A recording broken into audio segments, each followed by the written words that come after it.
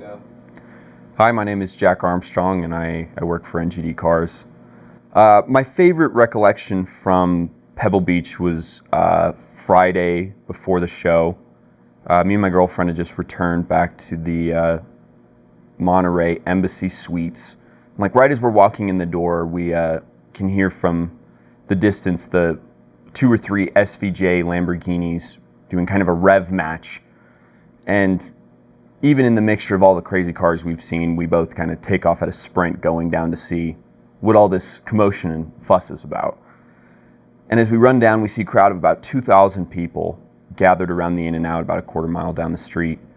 And there's just no way we're going to get in to see the cars and kind of up close. And so there's a bridge right down the street from the In-N-Out, and we hop up and stand on top, and we kind of have this view over the entire scene.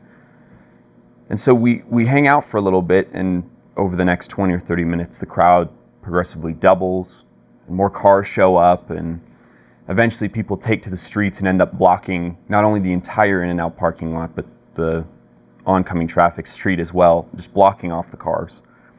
So the rev matching continues, and more cars show up, and some cars leave, and they start doing drag races down the street since the oncoming traffic is blocked by the crowd. And eventually somebody in the group realizes that we should line these cars up and do a street race. So they start filtering the supercars through so that they can kind of do these quarter-mile drag races. And this goes on for about 25 minutes. We inadvertently got what were the best seats in the house, able to see everything over the crowd. But of course, wherever there's street races, the cops show up. But the crowd just shook their heads. They just didn't let them through. And so there's this really cool picture where you can see the cops in the distance, the crowd blocking them, and the supercars lining up. And I really feel like that kind of showed the intrigue of the night. This went on for 30 minutes, and then the crowd moves over to the Home Depot right down the street, and then comes back, and then it just kind of becomes this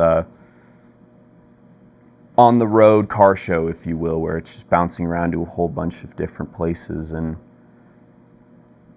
man, it was a really cool event. You see these cars online, or you see them in car shows sometimes, but to see them in the wild doing their thing was just a tremendous experience that won't be easily replicated anytime soon.